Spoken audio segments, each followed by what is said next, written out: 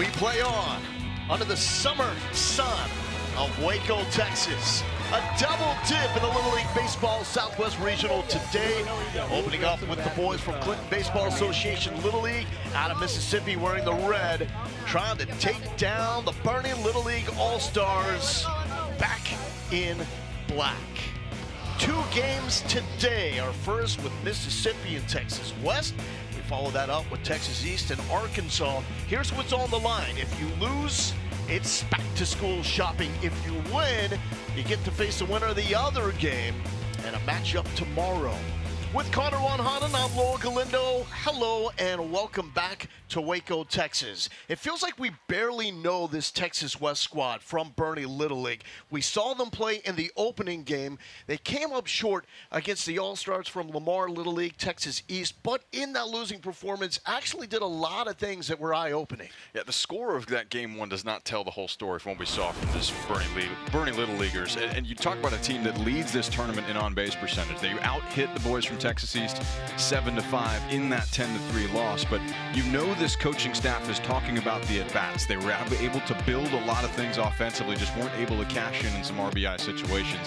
And they're going to need those bats against the team from Mississippi that had a slow day yesterday, Lowell. They're trying to get back in the right direction. They have one of the brightest stars that we've seen in this regional. His name is Brentley Ashley. He's strong, he's fast, he does it all. He's pretty fantastic. And you see what he did on the mound. 12 punch-outs in a start versus New Mexico on Thursday. Added a couple of hits, including this RBI double all the way to the fence in left center field. It's a team that got no hit yesterday in Mississippi. They're trying to get back on the horse, and you know they're excited to be back in the ballpark today. 3 combined pitchers for Louisiana. Shut them out. No hit, the All-Stars from Mississippi. Now they will face the undisputed ace for Boerne Little League, Merritt Cood. You talk to Greg Yost and his coaching staff, and there's no question as far as who their number one is, and it is number one, Merritt Cood on the mound. The fastball's up to 73 miles an hour. It is some real heat from the mound, and you know he's looking out to get out to a great start in this elimination game. Continuous batting order for all teams, meaning you hit everybody that's on the roster. And here's one of the most entertaining players leading off from Mississippi, Legend Gary. It's not just the name, it's the swag with the high socks, the defensive brilliance at second base. And let me tell you, this young man can fly. That's in on the hands, and it's fouled off. Another hot, steamy day here in Waco, Texas. Temps approaching triple digits. We'll have multiple hydration breaks throughout the course of this game. Here's the 0-2 from Cood, and that nearly hit our guy Legend. Don't want to mess with him like that. It's just one of those days in the box. You're going to need to be quick with the hands. Got to get that front foot down, be ready to hit a good fastball, because you're going to see a bunch of them for as long as Cood's in the ballgame. And there's an early strikeout from Merritt Cood. They call him Merritt Cuda. This is what he does. We're going to have to substantiate that. I think you may have come up with that one. I don't know if that is a homegrown name, but maybe it sticks. We'll see. We'll see what kind of performance he's got out there today. I have to think that that's not going to be the last punch out that we see for as long as Cood's in the ball game. It's a real deal fastball on the bump. Now we got power on power. Ashley to center field, and the scouting report by you, Connor, spot on. His 3rd base hit in 3 games here in Waco. And this is exactly what you want to do. Set it coming into the game, but a no-hitter yesterday against this Mississippi team. Combined effort by the boys from Louisiana, but this is how you do it with real velocity. You can see how loose he is. He's not trying to do too much with this. Try to get the barrel of the bat to the baseball and let the velocity from Cood do the damage. That is in for a strike to Grant Utroska, hitting in the 3 spot. 2 for 2 so far in this Southwest Regional. And that's off the hands. Oh, the full extension with the back shoulder fade to Kaysen Martinez.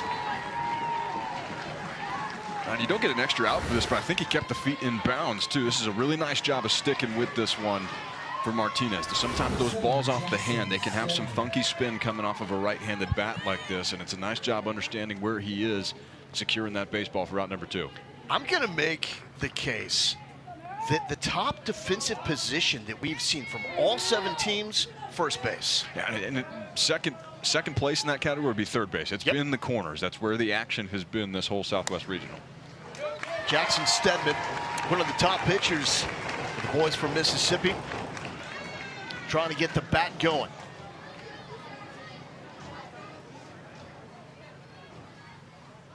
Here's the 0-1 from Cood. Cood just looks like he oozes upside on the mound. He's got the frame, the long levers. That is about as smooth of a motion and mechanics that you're going to see from a 12-year-old. That is really crisp for the right-hander, Cood. And that gets away from Chandler Schrammick. Ashley moves up, scoring position.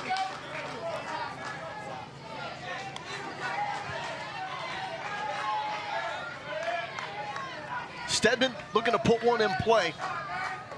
Trying to score the speedy Brentley Ashley from second. In on the hands, defensive swing. Stays alive. You can see it's a heavy fastball attack here through the first 11 pitches. Has not really had to change speeds a whole lot. And that's in the back of your mind if you're Jackson Stedman. But you've got to honor the fastball and the velocity that Cood has. That's what you're ready to hit. And just have to react if you see something different. That is down, and it's 2-2. Boys from Mississippi only had to play in the state tournament. They won that, but had not played together in a tournament since mid-July before coming here. And this is Jackson Stedman refusing to give in, and we've got a full count. It's a really nice take on a pitch that you know Cood gets a lot of swing and miss on, down and away like that, but Stedman able to run it to a full count. And again, seeing it deep and just giving him a chance to see another pitch. Yeah, and this is one that it's an at-bat that starts to drive up some pitch count too. 7 pitches for Cood coming into this AB, but Stedman really making him work right now. Pitch 15. In there, no doubter, strikeout number 2 for Merritt Cood. What do they call him in Boerne? They call him the Merritt Cuda. And this is why, a couple of punch outs to get things going. Boerne coming to the plate.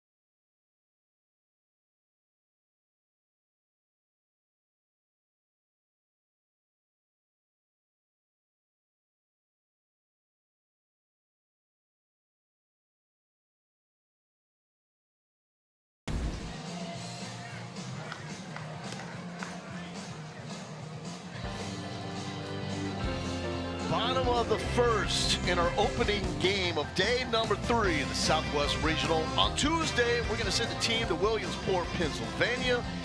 Will it be Mississippi?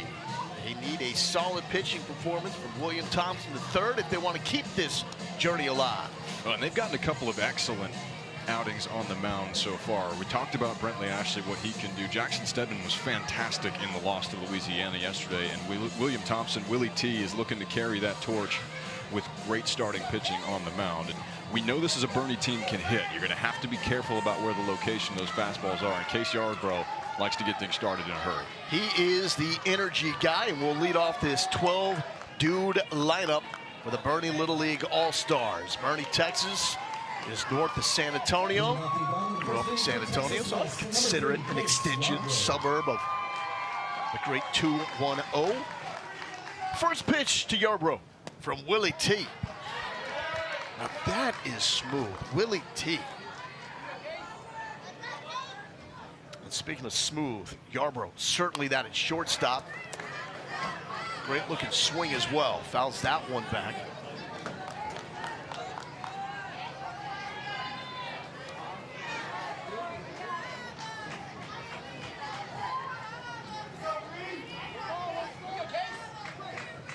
Big Tatis Jr. guy. That's off the cap, back to Willie T. One down.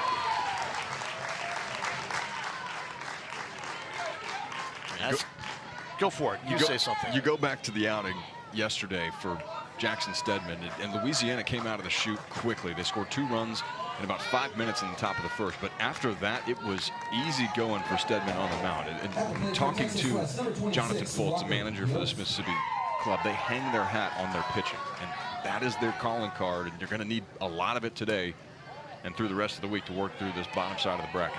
It's going to bring up Walker, Texas Ranger Yost. His dad, Greg, the manager, also coaches third base for the Boerne All-Stars. Also unconfirmed that Texas Ranger, Texas-Ranger is his middle name. But it would be sweet if it was. You've got the creative juices flowing today as far as the it's name, day the number name 3. game is concerned. It is day number 3 here in Waco. Having a good time with it. Walker is aboard via the walk. There's Greg, his pops. Done a tremendous job with this Texas West group. Yeah, we're talking to Greg Yost this week heading into the tournament, and talk about how this team is a bunch of grinders, and that's self-proclaimed. They practice about 6 times a week, which is no joke for a group that's coming together for the summer. Get here a couple hours before the game. They are out there in a full practice in the practice field behind us. This is a team that just loves to play ball. And as opposed to Mississippi, the All-Stars from Clinton, with that smaller Little League footprint of the state of Mississippi, so many Little League programs here in the state of Texas. So it's been a long road for Boerne. This one is fouled back by Merritt Cood. They went 12-1 in postseason play before they got to this regional. So that is winning district, winning sectional, and winning your state tournament. In the dirt, past Utroska, and Yost to second base. So same situation that Mississippi had in the top of the first that Boerne is staring at right now in the bottom of the first. Can they scratch one across? You go back to the first game for Texas West, and they had a runner in scoring position in every single offensive inning up until the 6th. Weren't able to break through for a run in game 1 against Texas East until that 6th inning, and too little too late at that point. Facing a 10-0 deficit at that point. They've had so many opportunities here in Waco already, even through just one game and some change here. 1-2 from Willie T. I'd make the case too that Boerne in that game against Lamar had as many barrels as any other team in a single game here in Waco. I think that's right. I think that's right. You saw a really good approach at the plate. Up and down this lineup, they can hit.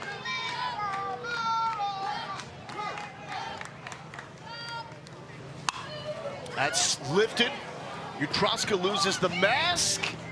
I think that may have deflected before coming down. Regardless, very tough play for Grant. Those are tough ones. You're trying to navigate the netting behind home plate, and that spin, as you all know it if you ever played catcher in organized baseball, it's going to be working back towards the field of play. You've got a lot to navigate over there. These guys still getting used to the conditions here at Marvin Norcross Stadium. Another chance for Grant. Man, that is an all-out effort. And also, something you know, it's different putting on that gear.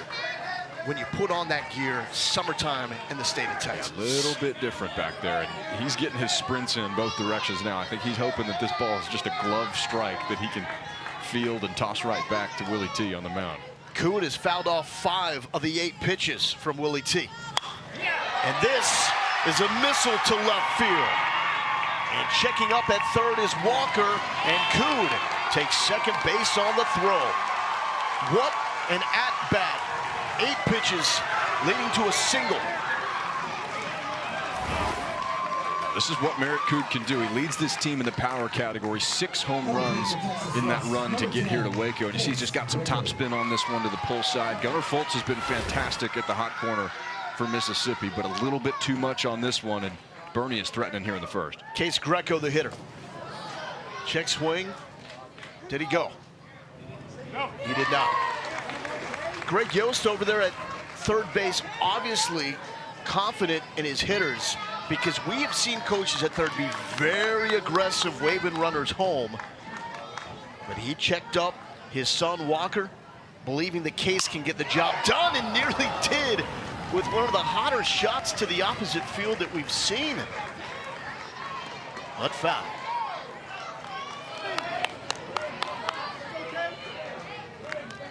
These boys were out here early from Boerne.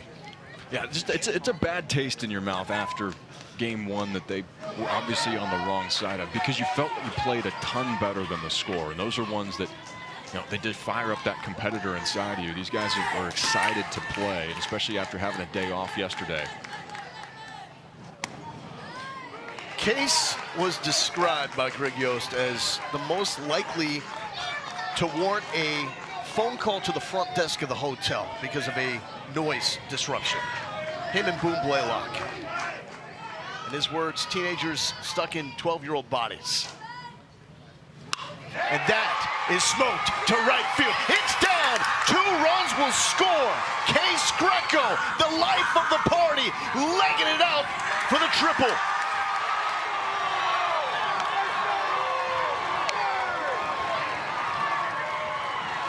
Yeah, you think these guys are excited to play today and get another opportunity out here. Look at the swing going the other way with some power for Case Greco. He just had a line drive foul ball this direction, goes down and gets this ball and shoots it with some true spin just to beat an outfielder. Splits the outfielder to right center field. Couple of runs coming home, and that's some real emotion from both Greco and his manager over at third base. Chandler Stramick, the hitter, trying to add. First pitch swinging again to right field. He did it! No! Just lost it at the last moment, but it is a foul ball. Preston Blunt. Incredible. And this is a young man that has not played a lot of defense lately because he's coming back from an elbow issue. So was just cleared to play on Monday. Wasn't even playing defense through the first 2 games for Mississippi. A little surprised to see him out there, but you get a real look at the athleticism. Almost a hero play out in right field down the line. And that's in a game like this, inning like this defensively, you're seeing some momentum come together on the other side. It takes a special play defensively sometimes to stop that run that you're seeing. Still just 1 out in this bottom of the first.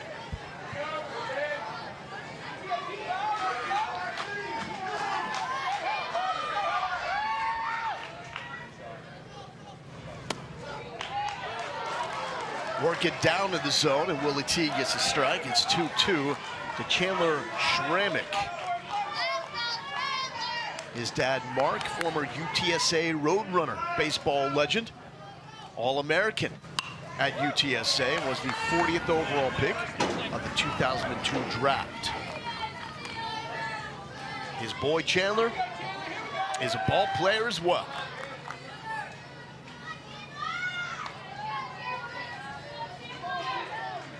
Described as the quiet engine of this Boerne All-Star team. Legend has it, checks the runner at third just to make sure. He secures his second out for this bottom of the first. We play 6-inning games here in Little League.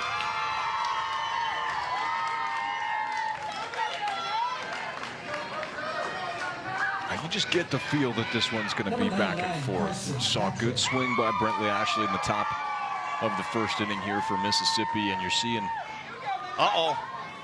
some revenge come out. Are the Pit Viper siding in the first inning? Yep. The Vipers are out.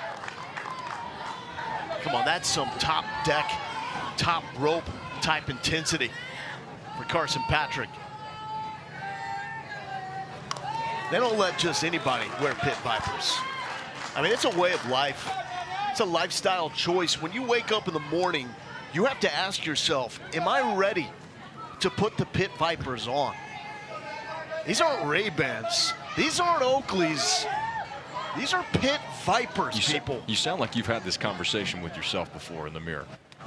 And the answer for me is always no.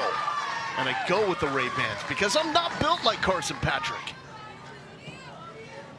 I can't rock number 99. Once a Durham Bull. Now a Boerne All-Star. I think, too, the jersey number has to line up. It fits. It fits. That's one thing I'm so impressed by all these kids. The look is cohesive, head to toe, every single one of them. It's like the old photo of Deion Sanders laying out his uni before the start of the game. Patrick down on strikes. Willie T gets out of it, but a 2-spot for Texas West. Case Greco with the big blast to drive in 2. The boys from Boerne looking good.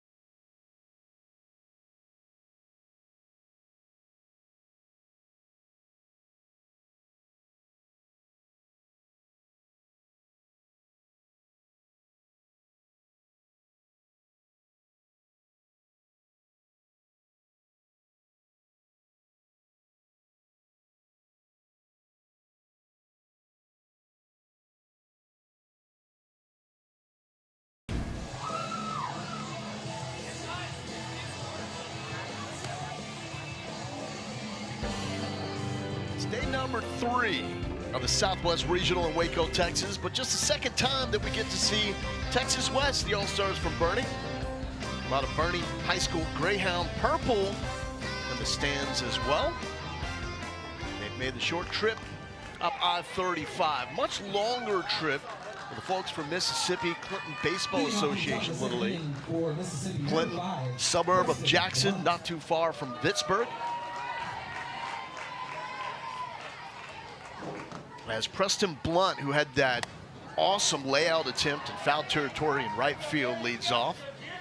1 for 3 here in Waco. Just awesome to see him back in the lineup and moving up to where he should be in the heart of this order.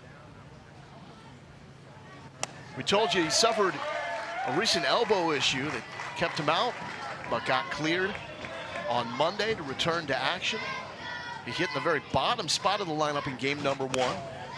4-0 win against New Mexico, and did enough to make the decision easy to put him back in the middle of the lineup. Yeah, clearly a lot of confidence in the right-hander Blunt out there. Saw the athleticism down the line on almost an incredible play laying out for it. Trying to catch up to the heat from Maricoud on the mound. Here's the 2-2. Cood with 2 strikeouts in the first, and here's his first in the second. 3 total. And now you see him really go to an off-speed pitch here. See him break off this. That's a true slider that he's got there, and you don't see a whole lot of it at this level because that spin's just not quite tight enough. And that's a heck of a combination to have, especially you can spin it out there on the outside part of the plate. You're going to get a lot of swing and miss from right-handed hitters on that pitch. Punch out number 3 for Cood today. Gunnar Fultz to the right side. He's got wheels, but a beautiful flip. Well done. Casey Martinez to Maricoud. Not as easy as it may appear. Now, this is a play that your college programs practice for about an hour a day, every single day. And this is a defensive unit in Boerne that makes it look easy. Well done between Casey Martinez and Maricoud on the same page. Gray Shelton, the batter. In front of the plate, and the throw from behind the plate, not quite in time by Shambrick. And Gray Shelton has himself his first hit here in Waco. That deserves a smile. Sometimes it's those one that you're not trying to, but you roll it out into the perfect spot. Swinging bunt. Maybe could work on the aerodynamics of the hair in the helmet, but it clearly didn't slow him down enough. Able to beat that out for infield single. Well, that's father and son sharing a great moment there, first base, with Ben Shelton, one of the assistant coaches. His son, Ben Gray Shelton, standing on first base.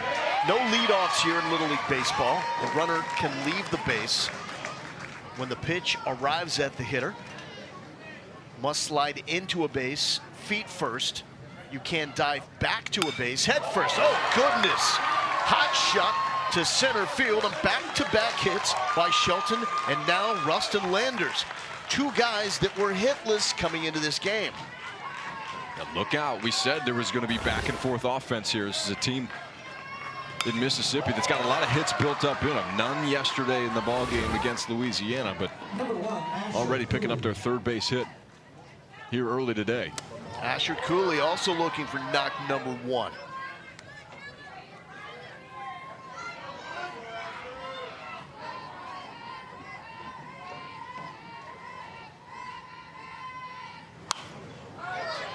Tries to lay into that one, out of play, and it's 1-1. His favorite movie and book, The Hobbit. It's along the lines of the Lord of the Rings. Is that J.R. Tolkien? What's his name? Yeah, we were a Harry Potter household. Okay. Lord of the Rings, legit, by the way. I've been told. 1-2 to Cooley. Strikeout by Koo. He's got 4 total, 2 in the first, 2 in the second, and leaves 2 runners on. Number 4, he's looking pretty good up there on the mound. High heat, 2-0 Texas West.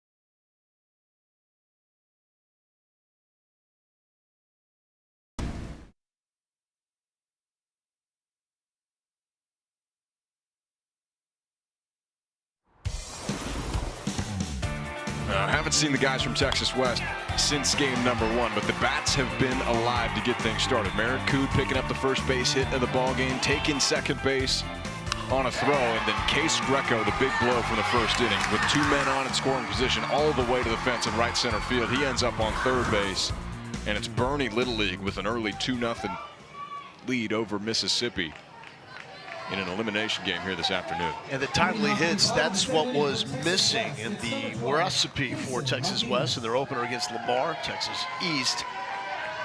And that loss, Boerne left 10 runners on base. Goodness, to left field, Cason Martinez! It falls right in front of the warning track, but deep enough for the stand-up double, a moonshot double for Cason.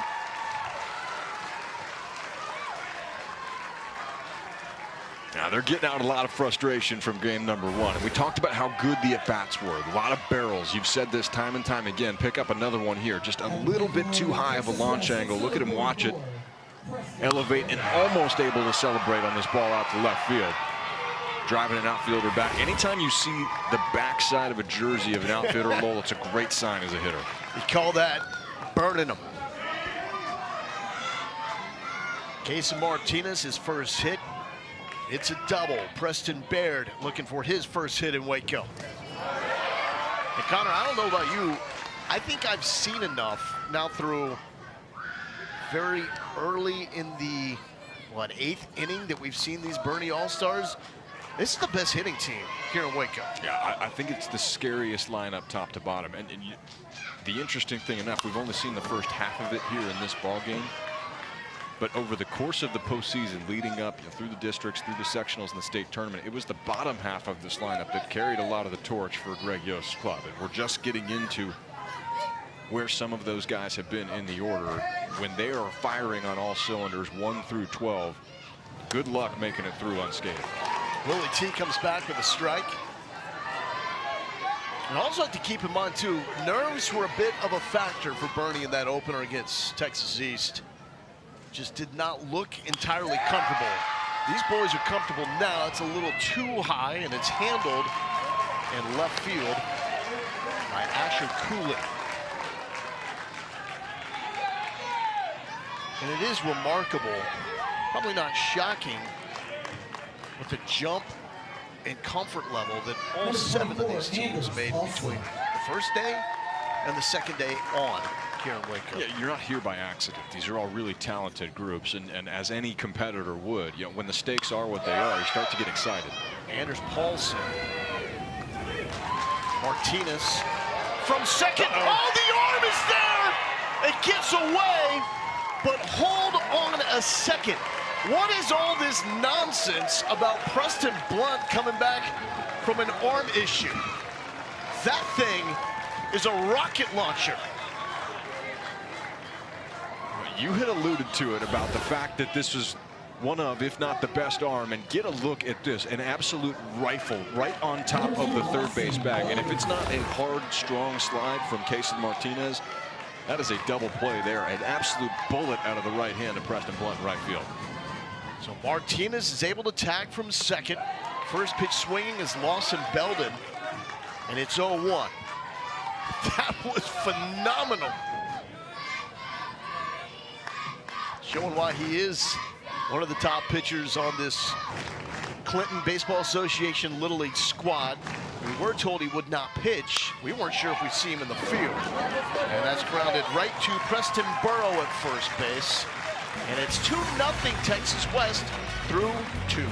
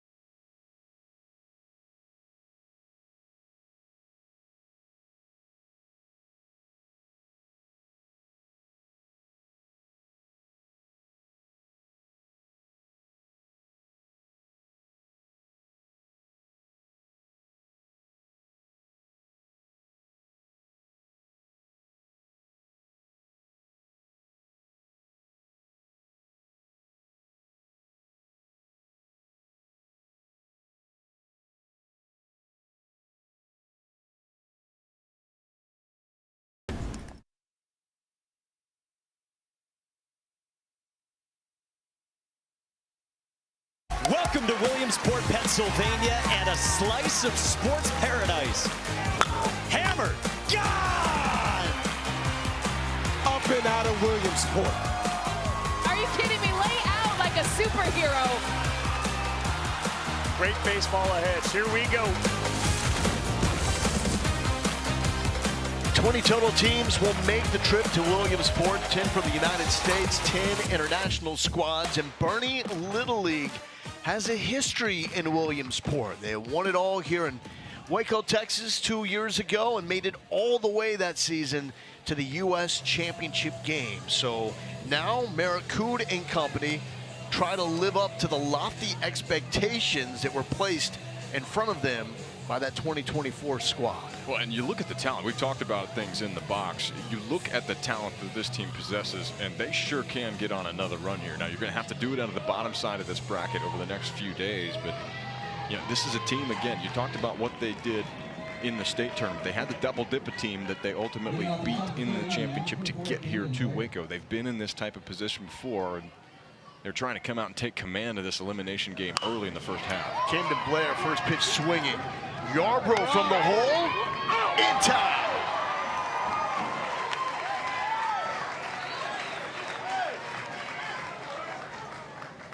Infield defense has been on display all week long here in Waco. Let me correct myself. Defensive changes as Walker Yost over there at shortstop makes that play, not Case Yarbrough.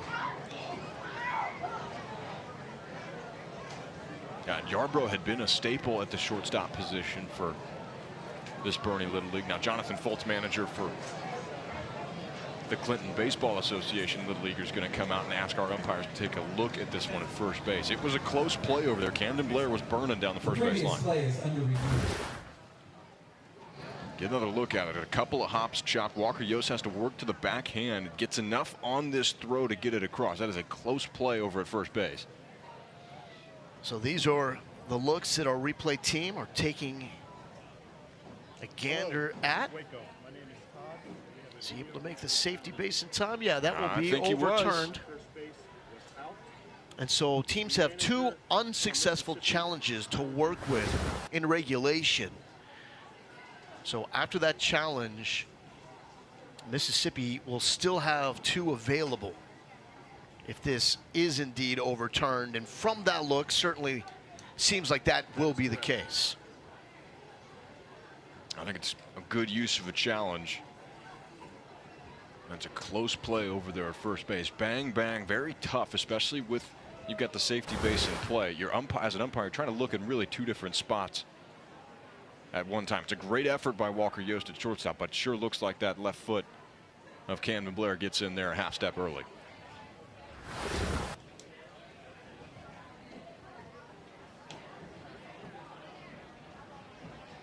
What a shot right there with one of the Boerne coaches just leaning into the fan in the dugout. That's professionally done.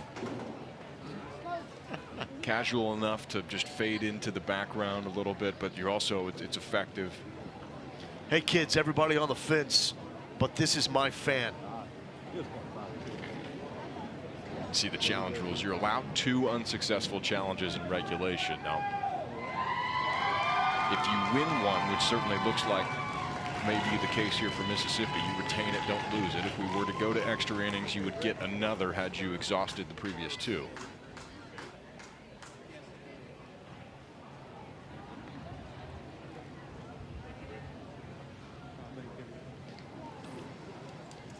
Headset is off. What do we got? And the runner is safe. So that challenge was successful. Call is overturned. John Foltz, Jeremiah Cooley. Yeah. It looked like Coach Cooley was the man that spotted, said, let's do it. Challenge that thing. And it just works.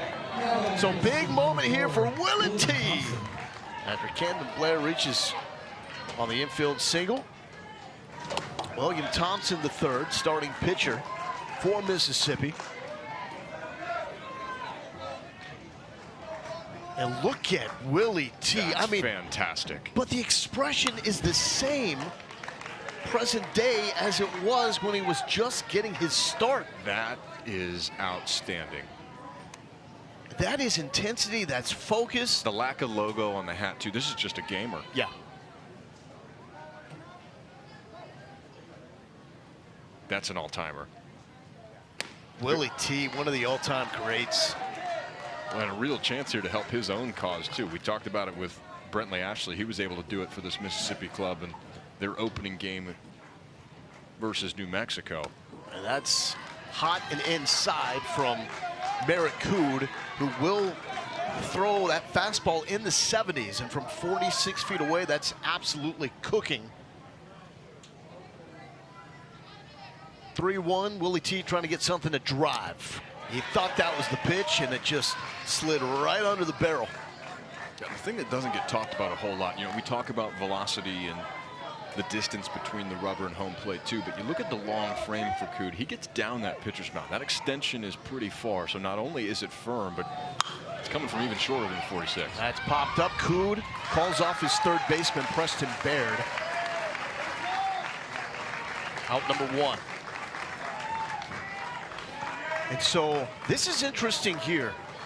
With the pitch count now up to 35, they're going to pull Merritt Cood, and this will allow him to return later in the tournament on one-day rest. But what this shows me is that there's real confidence by Texas West that they've got this game. Yeah, this is betting on your offense to continue what it's been doing. We've seen the swings that they've taken, and you had mentioned before on the play to Walker Yost at shortstop, had to think that meant that Case Yarbrough was warming up in the bullpen, which it sure looks like he was, and he's going to enter the game on the mound. Now, I like the move if I'm Greg Yost. You're playing for a head. You got off to a great start in this game. Now you got to carry it through the rest of the way. So pitching eligibility, balancing this is really job number 1 for a manager in a tournament like this.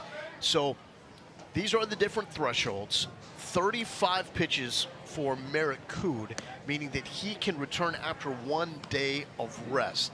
Since it is Saturday, he needs to take tomorrow off. Then he would be able to return Monday or Tuesday if they want to hold him for that, which would be the Southwest Regional Championship game. Yeah. But what you are rolling the dice on is that you can hold off Mississippi without your ace on the mound. I would think the way that we've seen this decision get made, you're probably looking at a similar type of pitch count for Case Yarbrough as well. He's one of the firmer arms. We've talked about the gun that he has from shortstop. It's going to be another live arm that Yarbrough has. Just saw a sharp breaking ball in his warm-up pitches. But this is what you're trying to do. Hey, can we get a couple of our A guys on the mound to give us 35 pitches apiece, 75 total to 70 total, excuse me, to get us deep enough into this ball game where we let our bats come to life. It's a strategic move. We'll see if it plays out.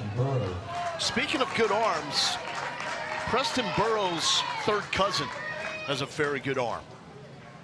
It's Joe Burrow. Preston swings at the first pitch. That's right. His third cousin is Bengals quarterback, LSU legend, Joe Burrow. That's him. Preston with his grandpa Bill, seen the Bengals play the Saints. And as they should, they take a lot of pride in that last name. And there is the entire Burrow family.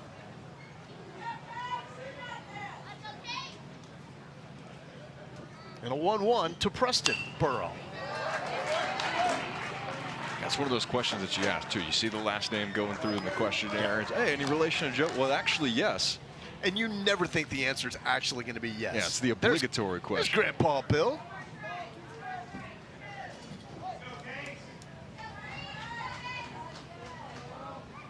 The 1-2 from Yarbrough. Oh, that is straight up filth from my guy, Case Yarbrough. There was a little grunt and everything on that. He's trying to torque this thing, and you get a look at the tight spin on this. That is a tight slider up and in below the hands on Preston Burrow. And you're geared up for a fastball. You know that he's got a plus arm on the velocity category. And then when he snaps that off, you just haven't had a whole lot of reps seeing a breaking ball like that. That is a tough combination to have to deal with. Legend shows bump, pulls it back. We've seen a lot of this slash look from multiple teams here in Waco. High Sox legend Gary, who loves math. He can also rake, but Yarbrough has got some RPM going, some wicked spin. Other High Sox stars, Altuve.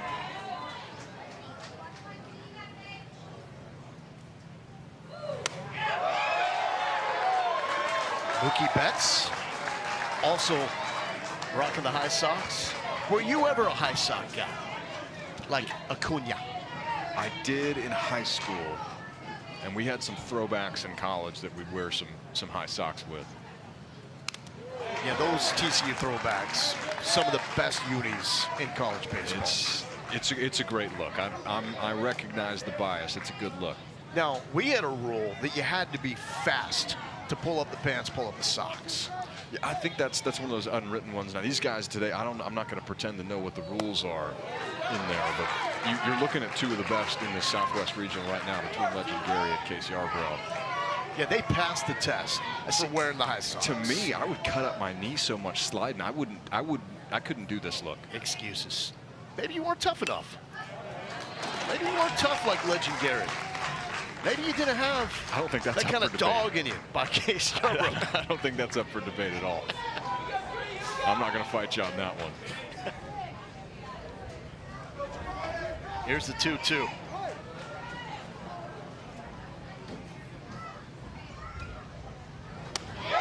Painting back-to-back strikeouts upon entering the game for high socking Case Yarbrough. And a 2-0 lead for Texas.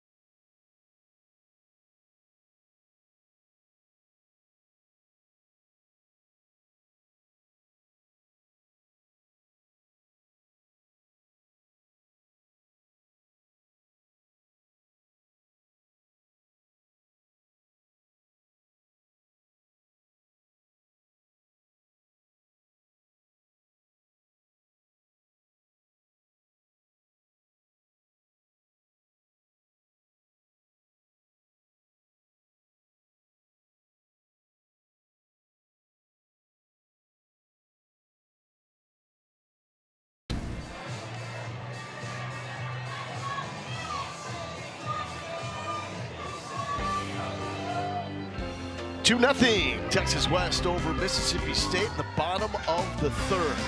Little League and ESPN are proud members of the Aspen Institute's Project Play 63 by 30, which is focused on getting 63% of kids playing sports by 2030. Learn more about what Little League is doing to get kids on the field and all about the ESPN Take Back Sports Initiative by visiting littleLeague.org/Project Play. Mo Galindo, Connor Wanhane, hot, steamy, Waco, Texas.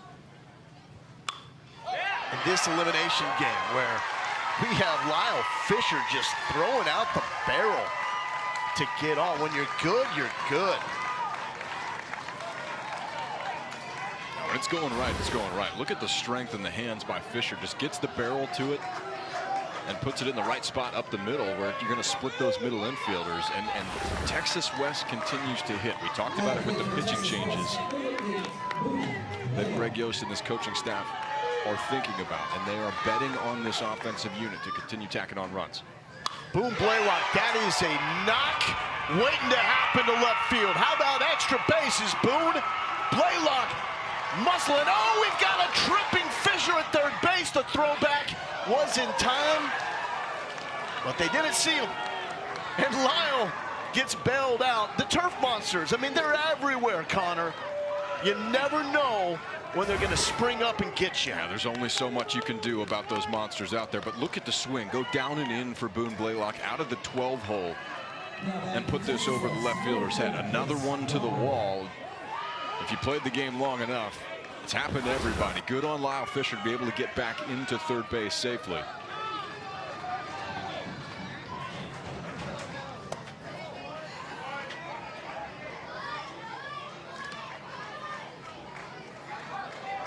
Case Yarborough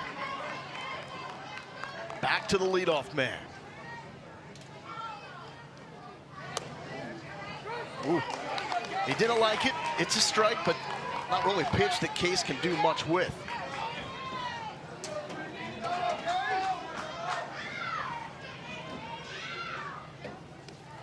And that is going to send the runner from third. Fisher will beat the tag, and it's 3-0 Boerne Little League.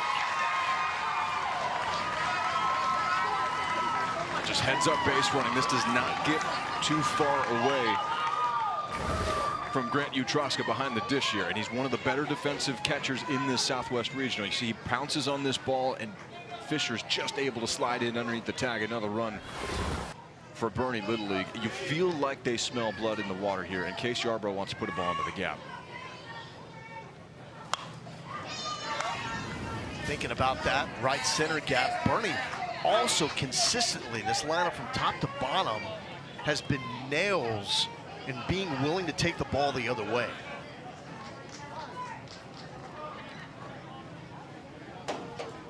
Also showing off some pull side pop to go along with that. Yeah, we're talking about the depth of this lineup and the length to it. You know, that's your 12 hole, just hit a ball over the left fielder's head.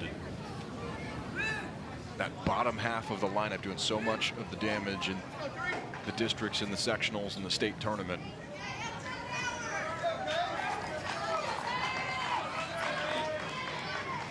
Two to Case Yarborough. Willie T looking for the answer in the punch out. And that is Utroska bodying that one up.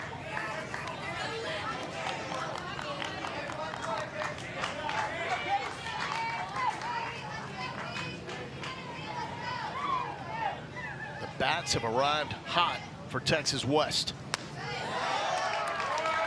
And Yarborough draws the walk. Runners on the corners now for Walker Yost, who drew a walk his last time up. You got to give a lot of credit right now on the mound to William Thompson III. When you're getting blitzed like this with the bats, and you can see that everybody up and down from Texas West is swinging it well. He has stayed in that strike zone. That's just the second free pass that he's issued, and first since the second batter of the ball game. John Foltz comes out for conversation at the mound with his infield defense. And there is Gregory Yost talking to his son Walker Yost. Big point of emphasis in the Yost household, family-friendly programming. And Greg felt there was not enough of that on the airwaves, the internet these days. So he got his kids hooked on Saved by the Bell. Felt that was good quality programming to go with. And Walker, like his older sister, now obsessed with Screech, Zach Morris, AC Slater, and company. Yeah, there are worse places you could go. We were a big Friends household. Yeah. I was about to do the Friends clap. I restrained myself. Who's your favorite, though? I mean, it's Kelly. Yeah. Right? I mean, anyways, basic runners on the corners. Oh, poor Mr. Belding. Had to corral all that chaos. The first and third steal, and a successful one by Case Yarborough.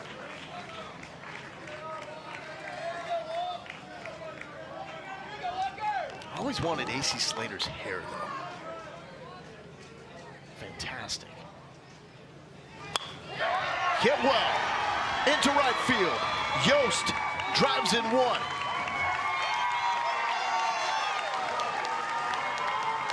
A Zach Morris-esque RBI single to right. That's a really nice bookend on that, and an even nicer swing by Walker Yost. He's been very patient at the plate, has a few walks in 3 at-bats in the Southwest Regional, but able to pull this through the 4-hole on the right side of the field, pick up an RBI. And you said this coming into the ballgame, it didn't feel like we got to see the full potential of this Texas West team in game number 1.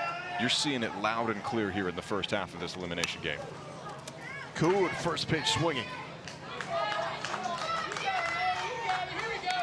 And let's also go back to the point we made when Greg Yost made the pitching change to go from Cood to Yarbrough. You brought it up, obvious confidence in the bats of Boerne. A lot of these boys, future Boerne Greyhounds. I feel like you may see a long ball here. Oh, you're calling it. You called the last one, the inside the Parker. They got it high enough, it's not far enough. Catch made in center field, and another good throw. It's time for Brentley Ashley, who's got that rocket arm in the low 70s on the mound. And that was respect over there by third base. Case is like, yeah, I'm not going to be the guy that gets hosed. Yeah, I wouldn't run on Brentley Ashley out in center field. That's well done, ranging in on this ball, able to make a strong throw to keep everybody on the corner. Still within striking distance for Mississippi if you keep this a 4-0 ball game. Case Greco waiting on that. Yost takes second base. And right back to Bubba T with a throw from Utroska. Don't want to get caught up in the first and third shenanigans. Just go right at him, says Willie T. Willie Thompson, the third. And that is chopped. Going to be a tough play in short. Blair to first base. In time, Yarbrough scores from third, and it's 5-0 Boerne Little League. And like they do in the big leagues, calling for a review. And Greg Yost saying, we want to use one of our replay challenges. Mississippi was successful with theirs. Same type of play over at first base, so let's try our luck. Yeah, very similar type of play, and almost looked the same in real time. These shortstops all throughout the tournament have been really good about getting the ball out of their hands and over to first base. See a little bit of a different approach. You'd seen in the last one a big stretch out. This is awesome. We have a little kid that's obviously a Boerne fan looking into our booth at our monitors, screaming from outside, he's safe, as he sees the play. And if I'm looking at this still shot, I have to think. Look at him right here. They're making the official call. Is he safe or out? They've got to be making the official call. Is he safe or out? Is he? What is it? Is he safe or out? You saying safe? He's saying safe. Okay. So the youngsters from Boerne Little League say safe. They're all in on safe. I don't know if that's official and what kind of jurisdiction they have over this. But this is also them trying to influence the call. A lot of credit here to Case Greco as he's running through. You see him going all the way through first base here, and this is how you're taught to do it. And it sure looks like he gets that foot down to the orange base, and that ball is still some daylight.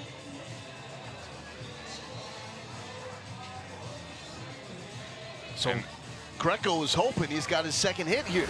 I may have to agree with our friends outside the booth here. All right, this is awesome. Let's see what the reaction is going to be from our friends watching outside that were peering in on our monitors to get the call. Now, all these boys from Boerne, they say safe. They're also watching on the app, which is pretty amazing. They're in the matrix right now. Yeah. You're on the screen. You're looking at the screen. Oh, here we go. Here we go. All right, let's see it.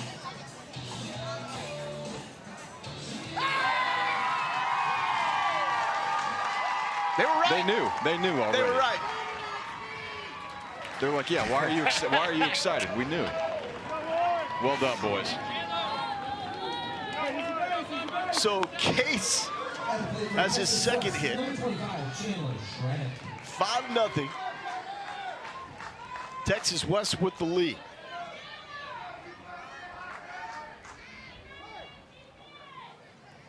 Here's Chandler Schranek. Time called behind home plate.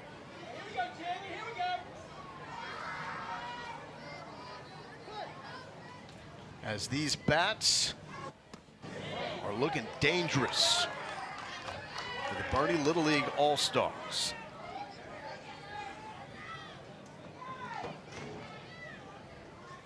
Got a Kevin McAllister fan.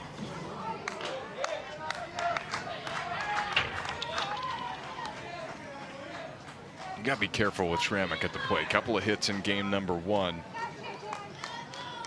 for Boerne Little League. A really nice approach. He is a walking line drive if you put something over the heart of the plate.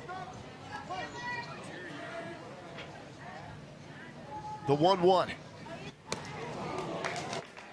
Hey, I'm a fan of that cut. That's a big cut. It was just a better pitch from William Thompson on the mound. Running in on the hands, ties him up. It's a great job to get the 2 strikes. 1-2 from Willie T. That's lifted. It's going to be a tough run for Legend, and it falls in between the defenders. A force out at second, not in time. Bases loaded on the seeing eye single from Chandler Schrammick, perfectly placed in shallow right field. Even when they're not getting barrels, they're getting hits. One of them days. Yeah, there's something to be said for just getting it into play here. And Schrammick, the benefactor of just good placement out there in shallow right. And I think Jonathan Fultz may want to look at that play at second base. You know, as a base runner at first, you're thinking that there's a good chance that that ball is going to be caught. So you're not getting too far off of first base because that one's right in front of you in shallow right field. Then when it hits the turf, you've got to turn the jets on and get to second base. You saw Legend Gary a couple of double pumps to then throw to second. We'll obviously get a look at this if that's what the challenge is about.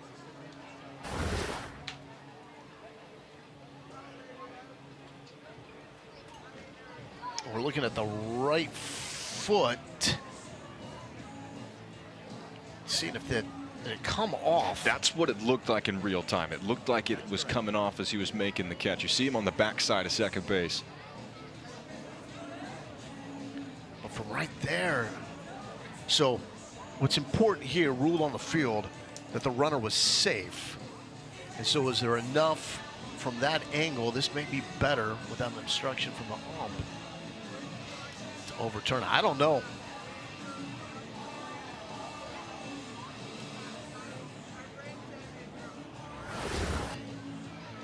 Should we consult our friends?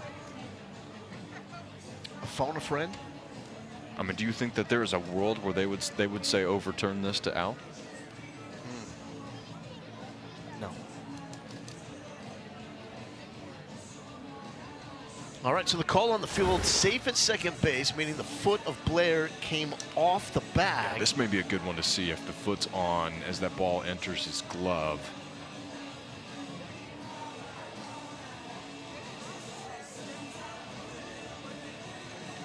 Let's keep it going. I'm saying that's an out.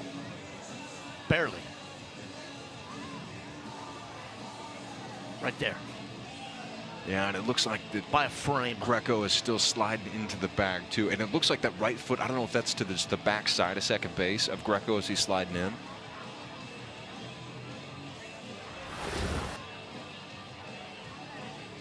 You know, this is the funny thing about replay in baseball is you can have all those looks, and it's a great job by the crew having all 3 of those that you can go to, but you're still splitting hairs on whether or not.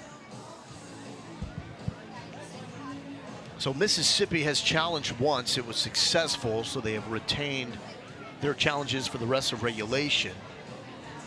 We'll still have 2 remaining if this is successful, but if it is not, they will have 1 more remaining. And we got the Super Zoom. What does the Super Zoom show us? Out. Maybe. Out. Connor, weigh in. I don't disagree with you. I do think it's tough, and this is where the call on the field comes into play. But you get a look here where if you feel that the ball beats Greco to second base, you can see the foot still on second when it enters the glove of Blair at shortstop.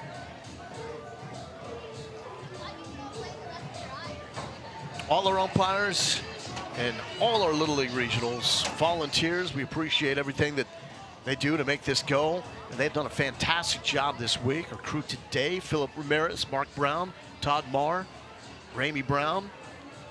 Thank you for making an impact on this tournament and in the lives of these young dudes that love the game. They obviously love the game as well, because it is hot, peak summer heat in the state of Texas. They have been all over it, and the call is safe. So Mississippi loses the challenge and will have one remaining in regulation, which is 6 innings in the Little League postseason. And I think that one's just really tough to overturn. And now you find yourself in a spot for Texas West. You can really put some separation here. The base is loaded, just one out. Uh-oh. Oh, man. My man Pitt Viper also loves the jalapeno cheeseburger. Oh, legend! Got it, the double play! Legendary, say it real fast, and he's legendary. Now, this is what you have to have in a sticky situation like this. Lays out to his right in the presence of mind to get it to second base. Outstanding play, legendary.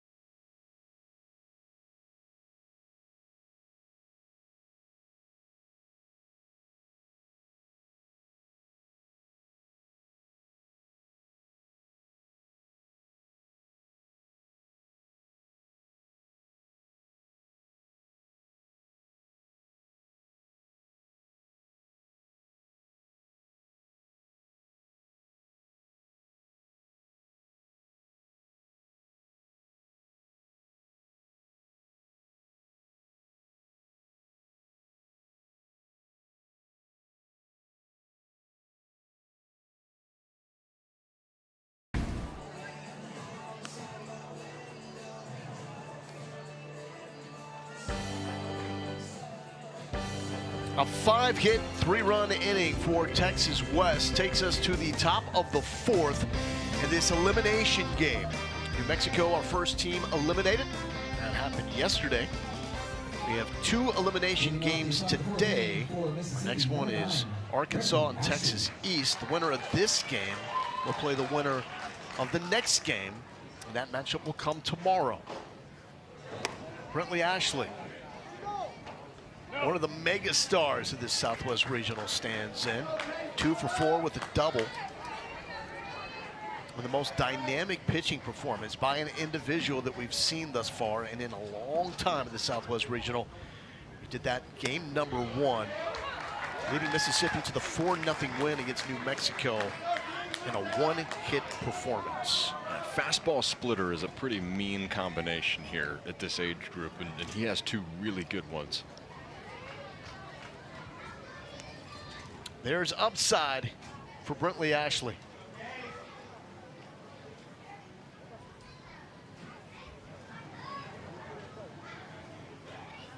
Here we go, guys. Here we go. Let's go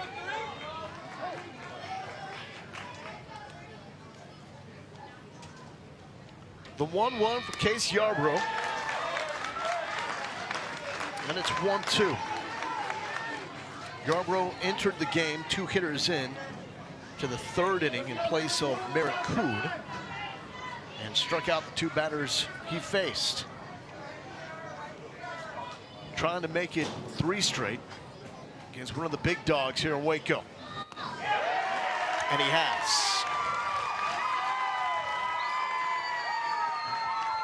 You want to talk about a mean combination. Case Yarborough's got one as well. That fastball is running up there with some of the best of them here. And we've talked about that sharp slider that he has and possesses too. And you have to think that might have been in the head Number 21, of Brentley Ashley at the plate. Picks him up another punch out. Grant Utroska is the hitter. Case has been around the game for a very long time. He's seen high-level baseball. His grandpa, Burl Yarborough, is the president of the San Antonio Missions, the San Diego Padres AA affiliate in San Antonio, longtime Dodgers AA affiliate.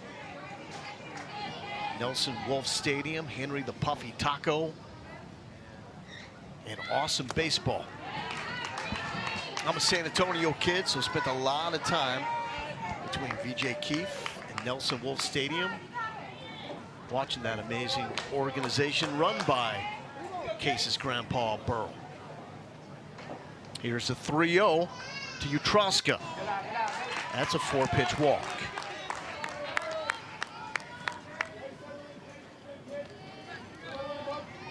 Still some life here for Mississippi, and you know what you're fighting for. You said what the stakes are. It's back to school shopping. If you're not able to mount a comeback here, still within striking distance, and we've seen when they can get the bats going, there's a lot of offensive firepower in there, but it's an uphill battle here against a Texas West team that does not look like they're going to slow down.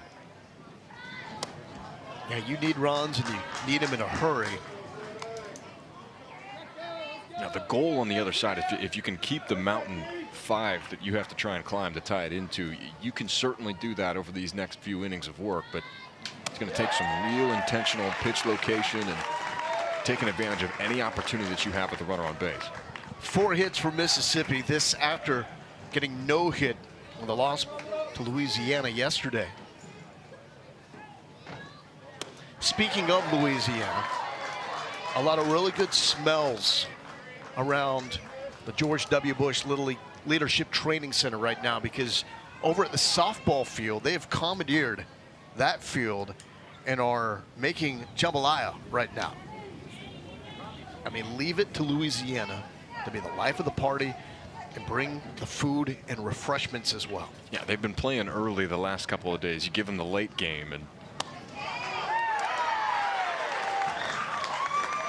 today actually off for Louisiana. They are off yeah, today. They'll Yeah, play that's Oklahoma tomorrow. even better. You got a few meals in it. Like, come on, let's have a good time. Let's be at the park. I mean, for the parents who are thinking, we've spent all summer at the park anyways, why not spend the off day? And we got a full count here. This is a big moment for Jackson Stedman and his Clinton Baseball Association Little League teammates.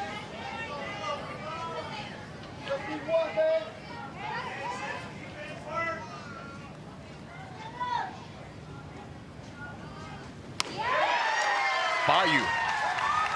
Strikeout number 4 for Case Yarborough. And he is begging. Is he begging to stay in the game? I saw 3 pleases in that. Yep, and he's out because he has come to his pitch threshold.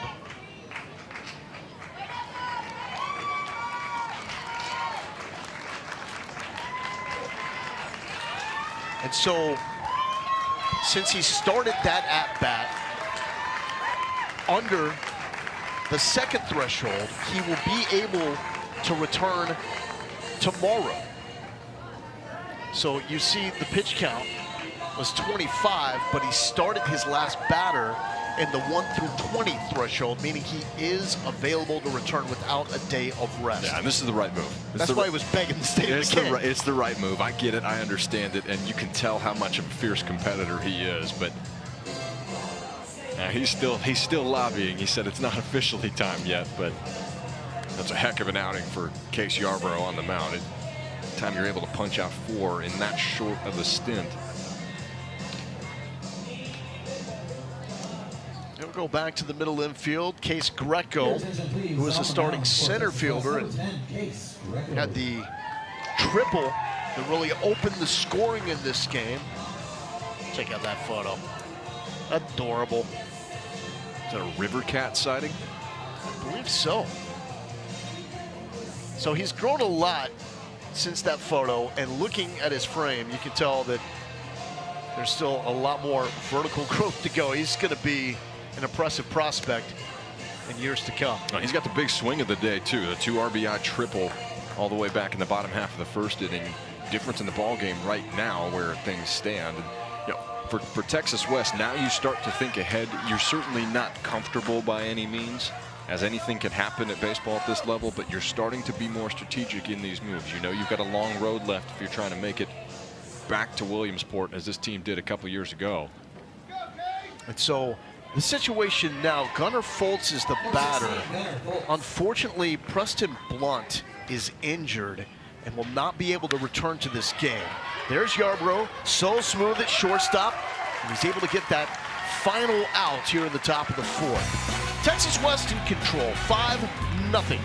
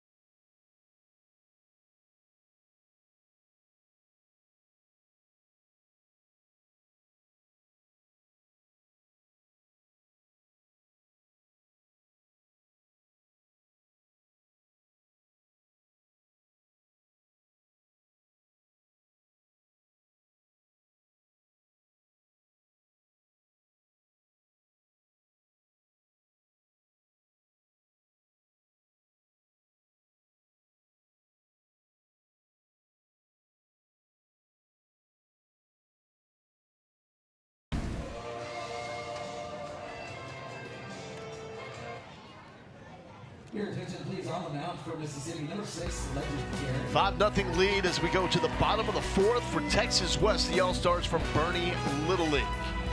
Follow the amazing kids as they experience their own Little League World Series adventure. Download the Little League World Series app and watch highlights, photos, schedules, and more. Available in the app stores for Apple and Android devices. Boerne Little League made it all the way to the U.S. Championship game 2 years ago in Williamsport. I think we have some of those all-stars back in the stands watching this new generation of ballers from Boerne, Texas. Casey Martinez, one of those ballers. See right there. I would say that's an alum. I think that's a reasonable guess, and you know, a lot of pride in it too. And it's one of those things that brings an entire community together. And when you can continue to support guys that come after you, that's going to be present at all levels of baseball. And for these guys to get to start that experience early is pretty unique. Connor Wanhanen, I got a question for you. Oh boy. Are you ready for the legend? Yes. I'm ready to watch it and witness it.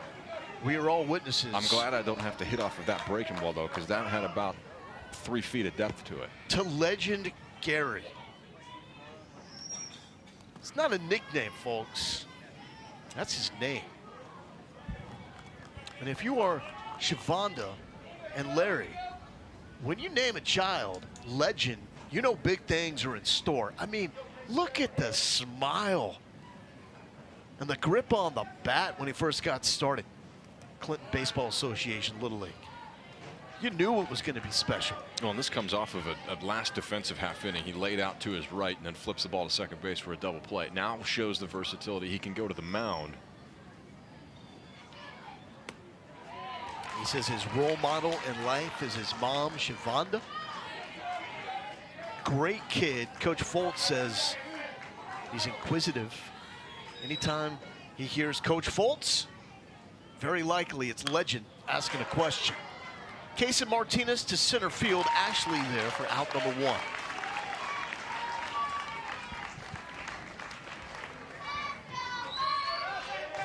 I said this in the last half inning, but the objective for Legend and the rest of this Clinton Baseball Association Little League squad in the field right now, keep that target at 5 that you're chasing. Don't have to get it all back in the 5th. You've got 2 offensive at-bats left in regulation here. It's going to take a lot of work for you to do it, but 5 runs can certainly be achieved with good offense. And little dribbler, that just had some wicked spin on it. And Stedman was just caught flat-footed. Looked like it was coming right at him and squibbed the other way. That's a hit for Preston Baird. Yeah, it's one of the toughest ones on an infielder, and you can see that ball just kick hard to the left and away from Jackson Stedman at first base. And it's really hard to practice that too, because it's so far off the end of the bat. You know, a normal fungo or ground ball that you're going to be hit is not going to have that type of side spin to it. Just a bad break for Stedman and a good one for Preston Baird. Swinging at initial offering is Anders Paulson.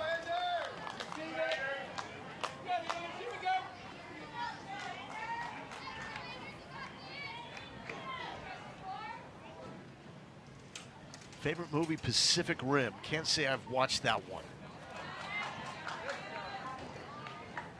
You see that movie? No, I feel like there's a lot of those though, right? Is that like one of those kind of Transformers? Sure. Type deal?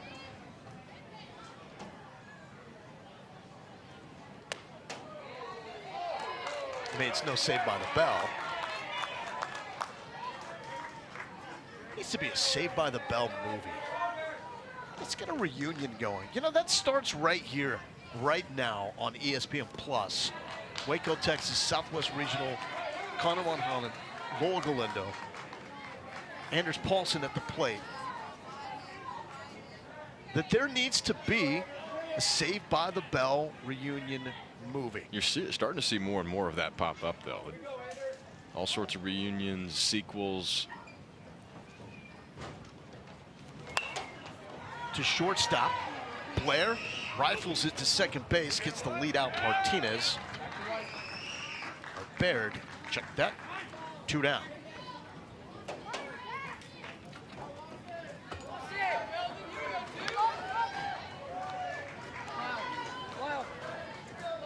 Lawson Belden, the hitter. Number 2, Lawson Belden. So far, so good for Legend Gary on the mound. It's a different approach from what we've seen. It's not necessarily that power fastball, but everything's got some movement to it. And at least for the time being, has this red-hot Texas West offense a little bit out in front and off bounds. Seeing some weak contact here in this 4th inning. Lawson Belden, the batter. His dad, Rusty Belden, coaching first base. Now, back in the day, we're talking the 80s at Northside Suburban Little League in San Antonio. Rusty was by far the best player. I know this because I played Little League with Rusty. Awesome pitcher, awesome batter. In fact, one year my team had the #1 pick in the draft. My dad was one of the coaches. They did not pick Rusty #1 overall, and I was so mad. He went #2 and shoved it in her face.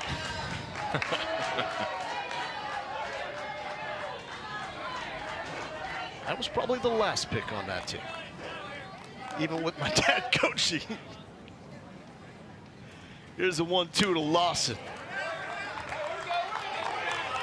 You were showing some videos off air, though. You had some wheels back in the day. A lot of determination, a lot of grit, not a lot of talent, baby. Like none of these players here in Waco. These guys are so good. Oh, the long pause by Legend.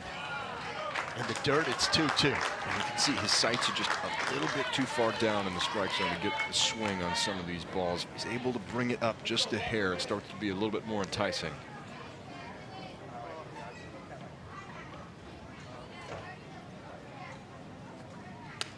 That's out. It's a full count. Young, Lawson, Belden. Hanging in there, not giving in.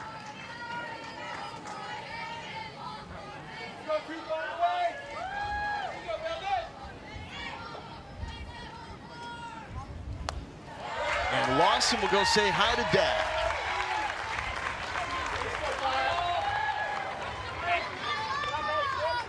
It's a really nice at bat here. And a day when it's contagious offensively like this, everybody wants to be swinging. If you're able to take your walk and get to first base, says a lot about your strike zone discipline.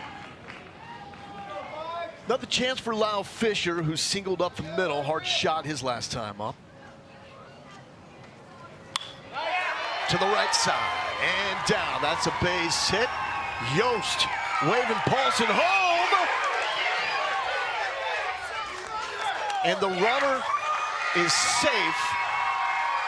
And it's 6-0 Texas West.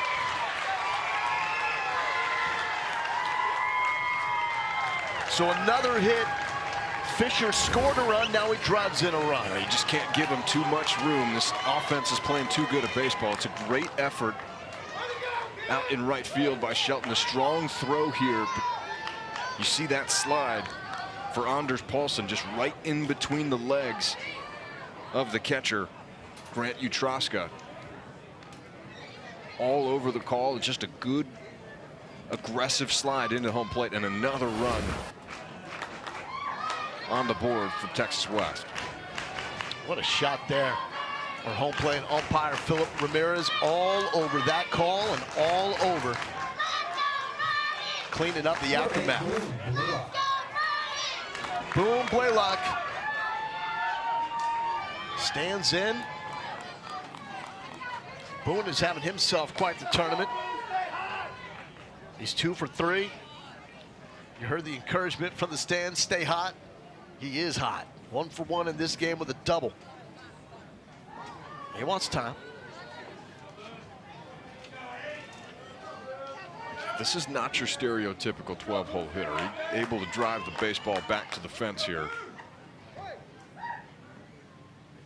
Had a walk-off hit at the state tournament to secure a comeback win.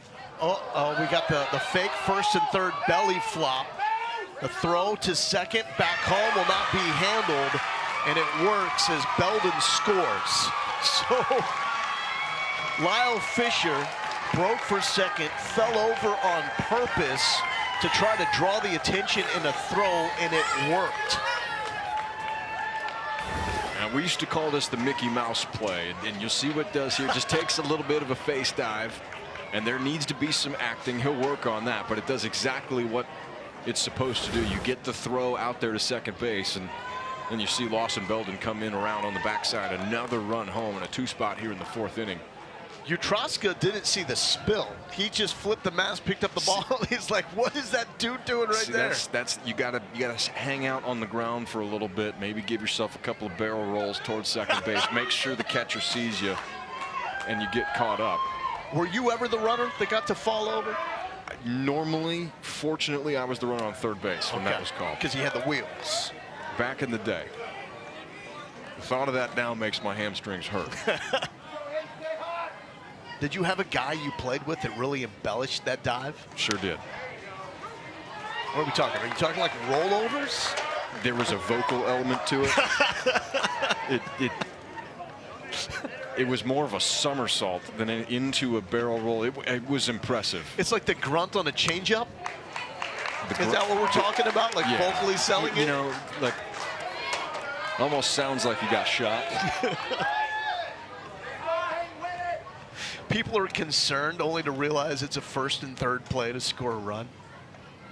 Here's the 2-2.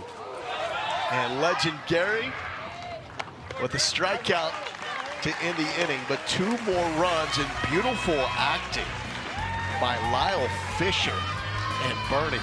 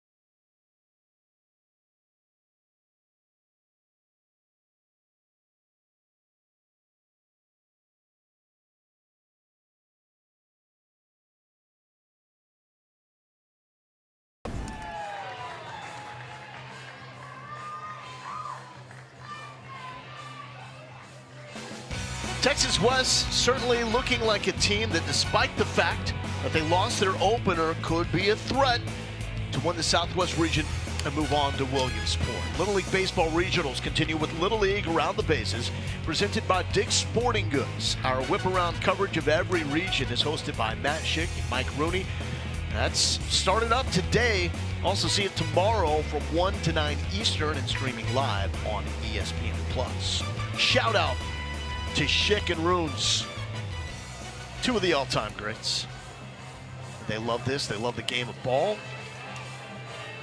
especially seeing the game played in its purest form here on the Little League level. It's so much of Little League baseball about the sense of community, and being out here, you just get the real feel that that is what is embraced by the All-Stars from Boerne Little League. Such a historic run of success by this Little League that is developing future Boerne Greyhounds. And for the boys from Clinton Baseball Association in Mississippi, I mean, you think about the sense of community and the bonds that are made forever. Those bonds that you form on a 7-hour van ride from Clinton, Mississippi, those will last a lifetime. First pitch swinging. And that's fouled back by Gray Shelton. And for the most part, it seemed like the boys were well behaved on that trip. 7 hours here to Waco, Texas. And that is hit shortstop. Yarbrough bobbles it, and a little flip to first. And Shelton is on.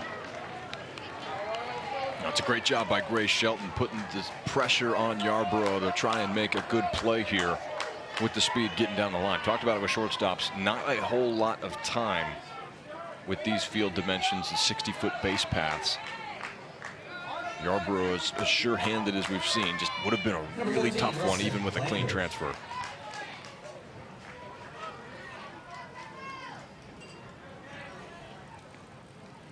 Rustin Landers shows bunt.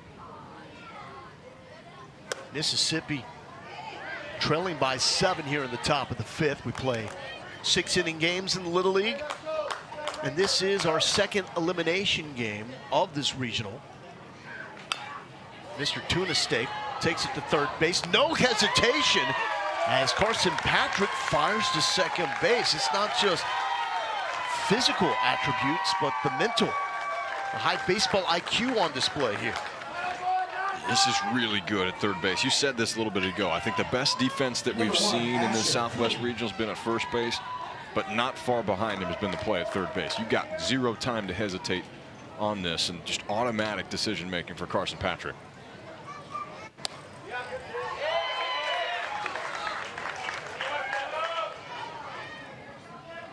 Asher Cooley. We're seeing this a lot. Guys will show bunt, pull it back. I'm not sure if that's a mechanism for a take until you get a strike, maybe try to distract the batter, pitcher, excuse me. I think it's all of the above. And the funny thing enough, I think it actually, it was a mechanism for me. It helped me a lot, shortened up my swing. If I ever got really long and around the baseball, hey, if you go to a slash, it keeps you on plane and very flat through it. Have to think it's probably a little bit more of the distraction and maybe put it down element to it here, but it does have some benefits. It's a popular hitting drill these days to start in that position, bring the bat back, and fire through quickly, almost retracing your steps in that bat path. Try to clean that up a little bit. Yeah, muscle memory is such a big thing in this sport, whether it's on the mound, in the field, in the batter's box. And really getting comfortable with that bat path is something that these 11 and 12-year-olds continue to work on a daily basis. Full count from Greco, and Asher Cooley draws the walk. So opportunity is now for Clinton Baseball Association Little League. Camden Blair is going to be the hitter. Figure 2 or 3 play really big here in this 5th inning for Mississippi, and anything can happen, and we say this all the time. There are some strange things that go on in the game of baseball, but A 7-run deficit. If you're able to chew into that at all, it's going to make that 6th a bit more manageable for you. 5 offensive outs left to play with in regulation. I'm thinking that's a mechanism to distract the pitcher on take till you get a strike. I'd have to agree with you. I think that's the move that's being played here, and yeah, that's forcing the pitcher in the strike zone. And right now, it's all about base runners. And if you get a 4-pitch walk, we'll take a 4-pitch walk. No issues at all. And as far as I'm aware, there is no 7-run home run that you can hit. No. So you've got to stack traffic up on the base paths. I'm a big first pitch hack guy. If you get a fastball, smoke it.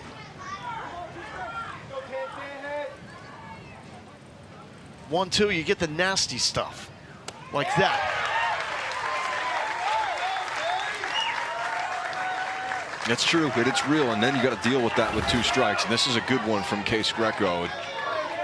Walk on the pitch before. That's tight breaking ball spin down and away. Really tough to deal with for Camden Blair. Strikeout for Greco gets him to 2. A chance to keep the 0 on the board. Oh, Willie T first pitch swinging, but Yarbrough just too smooth. A little deke. He flipped for a second.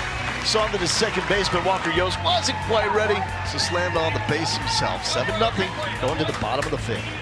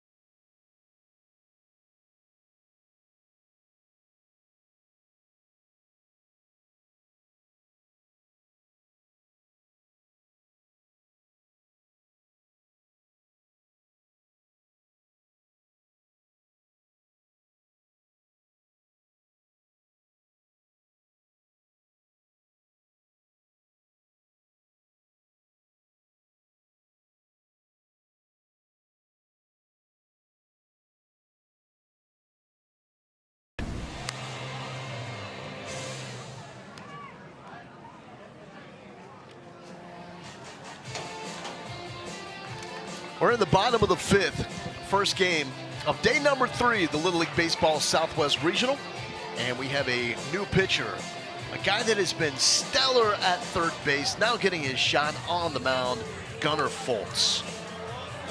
Coach's son, Gunnar Foltz, on the mound. He can do a little bit of everything for these Mississippi Little Leaguers. And when I say everything, I mean everything. Perfected the golden brown crisp on a grilled cheese. Wow. You may have this inning by yourself. I'm going to go downstairs, see if they got an extra one. Well, it's hot enough to just put out a pan and let that cheese melt. We're going to get into the art of the grilled cheese, because that's peak childhood. When you figure out, A, how to make your own meal of food, and B, then perfect it, you feel like you're on top of the world. Nachos was my first step. That isn't all too complicated. Cheese, chips, zap it, we're good. Yeah, but you got to figure out timing, you got to figure out quantity, all the deal. I mean, for me, it was the PB&J, and it's all about the ratio. Well, is it? See, I draw the line. Are you cooking if it does not require you to add heat to it? I think that you just used the verbiage before, though, is make your own meal of food. That's what it is. I'm just saying. I'm saying the PBJ is a cop-out. That's what I'm saying. Well, Like that's survival. You learn that because you have to. How creative can you get with PBJ? Not creative at all. Just short, Blair makes the play. You didn't think about that, did you? You've clearly never put an Uncrustable out on a dugout bench and let it cook a little bit. There we go. That's what you do. Well played. Well played. I stand corrected. What I'm learning through all of this conversation we're having is that these 12-year-olds are way more advanced than Connor and Lowell at 12. Absolutely. No shot. That's why it was only nachos for me. Number 26, Walker. I thought it was a big deal when I started adding some jalapenos to that. Like, check this out. Here's Walker Yost, Saved by the Bell. Zach Morris got. And he usually was coming home from school, watching the cast of Saved by the Bell, and making my nachos. And then if I pretended like I was sick and stayed home from school, Price is Right. Bob Barker. Things that these kids do not get to experience.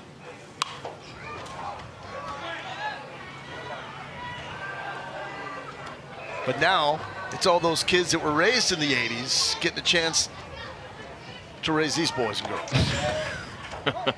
Bringing back the classics, like Saved by the Bell.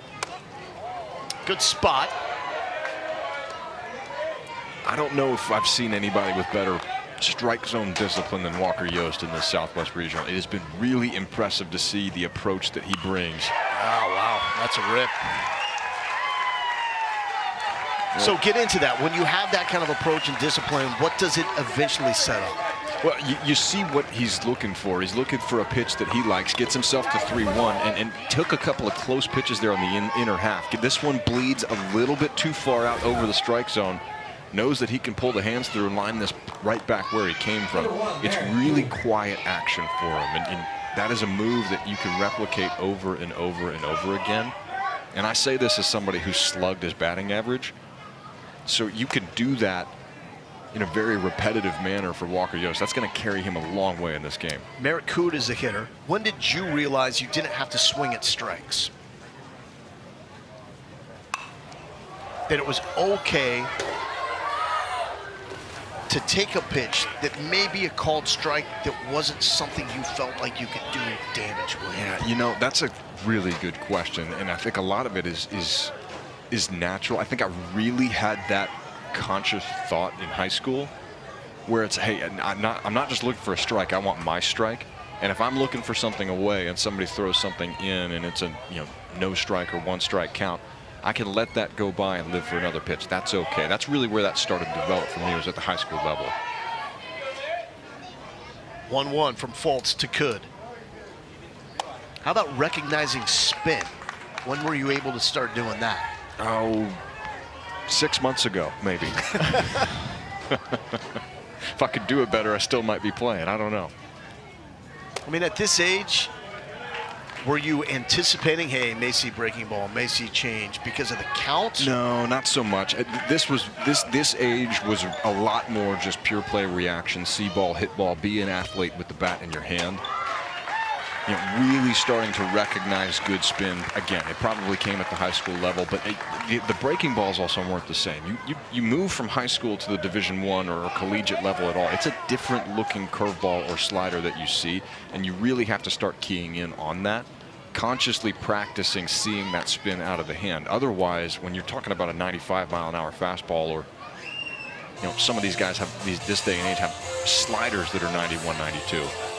You've got to be able to recognize. Looks like we're maybe having a pitch and change. We do, and there's coach and son sharing a moment. It's been an incredible run, and you see the emotions on the face of his son, Gunnar.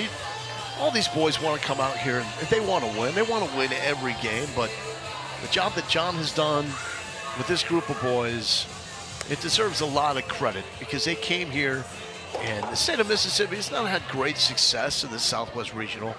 They got to win. They opened up with the win in game number 1, and they've gone toe-to-toe against some really, really good programs.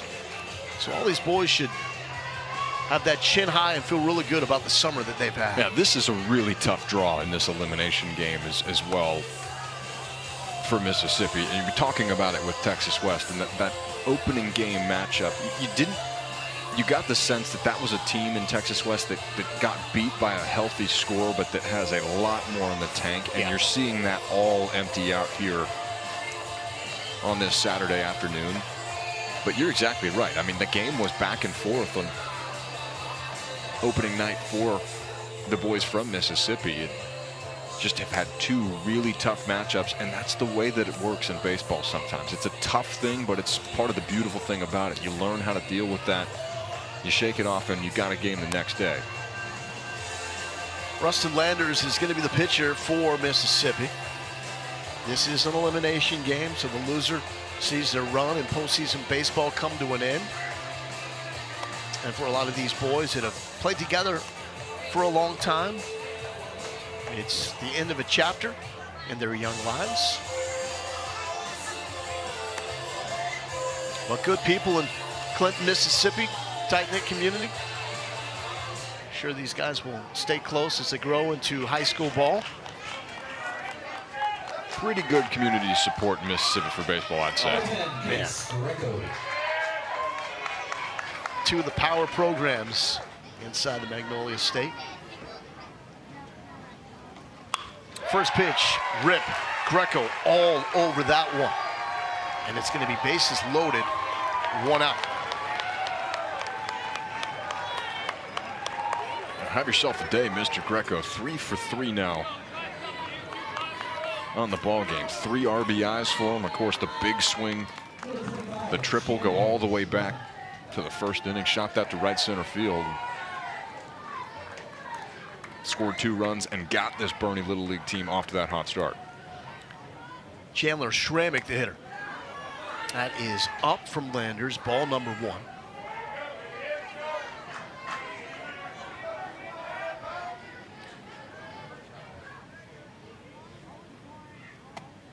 The 1-0 also up.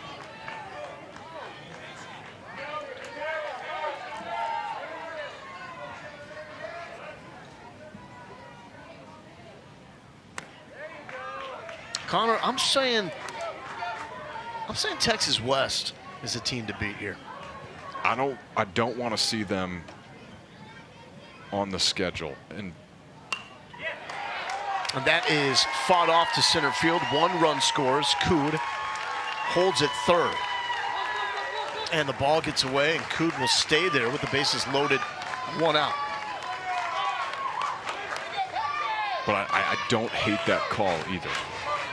And you just see the way that this lineup plays. There are no holes. 1 through 12, there are no holes in this lineup for Boerne Little League. And when they're clicking on all cylinders, converting in those scoring opportunities, you see what happens. What it really comes down to, you said this earlier, left 10 men on in their opening game. Otherwise, you're still probably playing through that winner's side of the bracket. They've been in this spot before. Go back to the state tournament where they had to make a run like this. This is familiar territory for them. And you've got a coaching staff where you can see are really paying attention to those pitch counts and trying to strategically line things up over the next few days. Yeah, and seeing Cood and Yarbrough on the mound, I mean, those are 2 guys that certainly could give other teams fits. We've seen Oklahoma once. They looked very good in their opener. Louisiana had the slow start, was able to get it going. Arkansas is a great story. They won a game after being 0 for 9.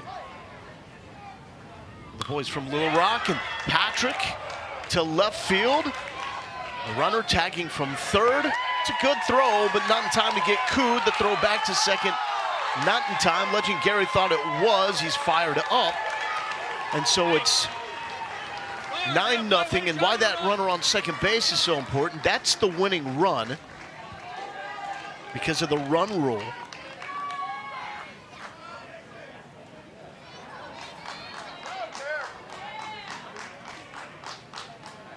Ten runs after 4. And I think we will have another challenge. And with 1 remaining, John Foltz will use it. And it's an opportunity. Get out of this inning, play more ball, get some at-bats. Now, you can't take him with you, and it certainly was a close play out there.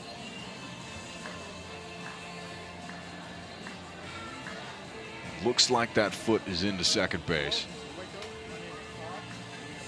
See Legend Gary doing everything he can, trying to get low, get that tag applied.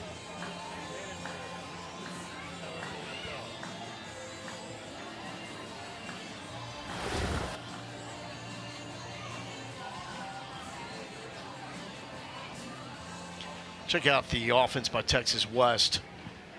They had the barrels, but didn't have the runs to show for it against Texas East in their opener.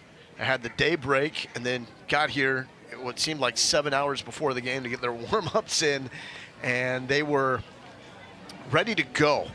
They weren't getting their warm-ups in. They had a full-on practice. I felt very guilty walking with my coffee in hand, and these boys were getting after it on the practice field here at the facility in Waco. You talk about what they have the potential to do. It would be really interesting. No team in Southwest Regional history has gone on to win after losing their first game.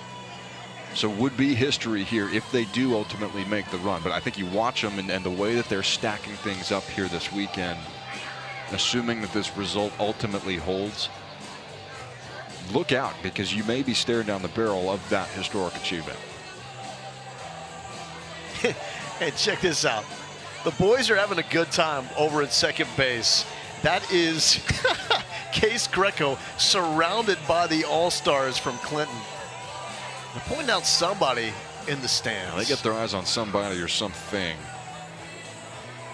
This is the stuff you were talking about, what you miss, right? And being several years removed away from the game now, this is the stuff that's fun. There are guys that I have zero relationship with otherwise that played at different schools or different places from different states.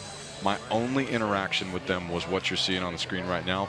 We still text to this day and are good buddies. It's the beautiful thing about baseball, because you have this downtime where you can have those sorts of conversations and jab with each other. And of course, it's competitive. It's all in good fun, but and these boys didn't know each other until showing up here to Waco. This isn't Texas East and Texas West where they know each other, probably playing a lot at different times of the year. These are all new friends. And you're right, that's what the moment is all about.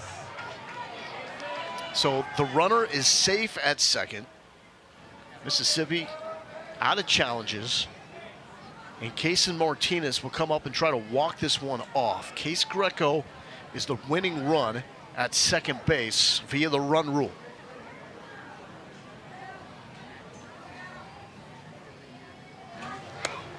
In there for a strike. Statement performance for Texas West. Did a lot of good things in the opener against Lamar Little League from the Houston area. Texas East came up short and out, and showing that they've got the arms and the bats to do the work. Greco is going to play this conservatively. And I also, honestly, I love the approach by Coach Yost over at third base. There's been a couple of these knocks where he could have waved the runner and could have ended it, but that also, with a 9-0 lead, isn't the right thing to do. Yeah, well, you don't need to force that issue either. This ball's hit hard, and yeah, you would force the defense to try and play perfect catch on that, and the chances of that are lesser at this level than you see at higher levels. But the station-to-station baseball at this point is something that you just see. It's part of the sportsmanship that all of these guys have all around. Now, they're going to continue to hit. They're going to continue to swing the bat. Absolutely. Are you hunting every single extra 60-foot that you could take? Probably not at this point. And that will walk it off. Barrett is hit by the pitch, and that will bring the 10th run home. And Greco makes it 10-0. And so this should end the game via the run rule, and it does. So Texas West comes up victorious. They will play tomorrow at 6 local against the winner of our next game with Arkansas and Texas East. For the All-Stars from Clinton Baseball Association Little League out of Mississippi, a fantastic run. Feel good about the Mississippi State Championship. Feel good about opening up with the win here And Waco, Texas, a summer that will not be forgotten for a long time for these boys from Mississippi. Yeah, you really enjoyed watching them play too, and you're going to remember the name Brentley Ashley. He's a special, special player that you're going to see come up over the next 5-6 years. A heck of a run for those boys, but I'm telling you, look out for Texas West. I'm with you. Over the rest of this tournament. This is a team that is firing on all cylinders right now through the bottom half of the bracket. Statement made. The fans are here. They are supportive. The boys sharing their thanks for mom and dad, brother, sister, friends, and family. The boys from Magnolia State. Their run comes to an end in Waco, and Connor is right. Look out for Boerne Little League. Still alive. They put a charge into this one with a 10-0 win. Connor Wanhanen. Great job by you, by the way. I'm Mo Galindo.